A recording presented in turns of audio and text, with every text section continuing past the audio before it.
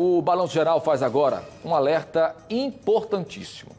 Para você ter uma ideia, de janeiro até julho desse ano, foram registrados 519 casos de dengue aqui no estado.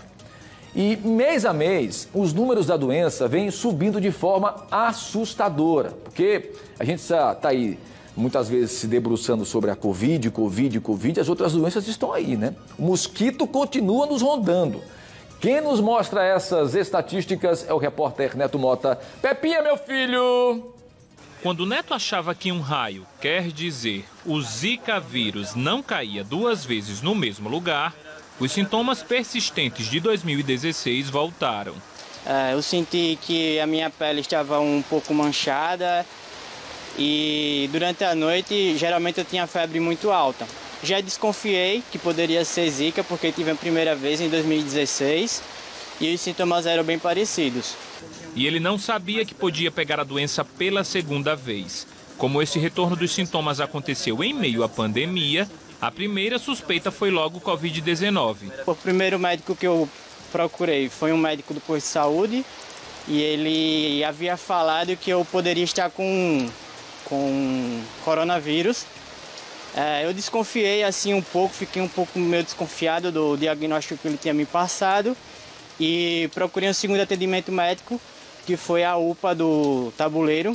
Me dirigi até a UPA do Tabuleiro, fui atendido e lá comentei com o médico se havia possibilidade dos meus sintomas serem confundidos com coronavírus e ele falou que não, falou com termos um pouco mais técnicos lá e falou que são sintomas totalmente diferentes.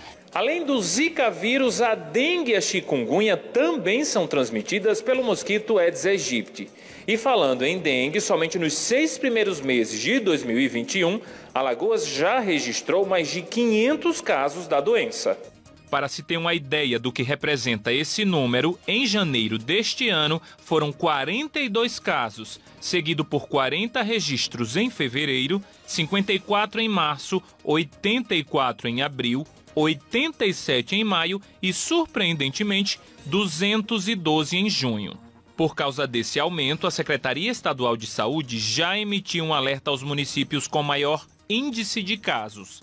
Então é importante neste momento, onde se percebe em alguns municípios de forma muito pontual e isolada já o aumento do número de casos para as arboviroses e nesse contexto em específico para a dengue, é importante que a população conheça o seu papel, as equipes de saúde façam trabalho de promoção e educação em saúde junto às suas comunidades.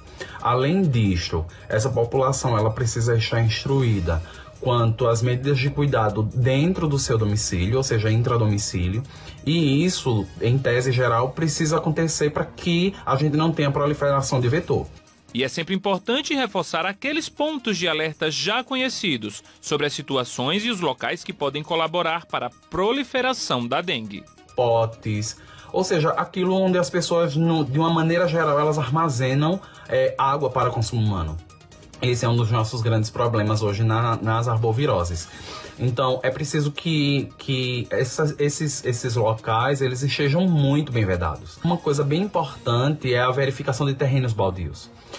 Os terrenos baldios, eles têm um fator bem relevante, porque as pessoas jogam lixo na rua, então esse trabalho de educação permanente, educação em saúde, ele precisa ser muito forte, para que as notificações aconteçam de forma oportuna, para que a gente possa, junto, trabalhar em articulação e parceria, para que a gente não tenha, consequentemente, casos graves e óbitos em decorrência das arboviroses.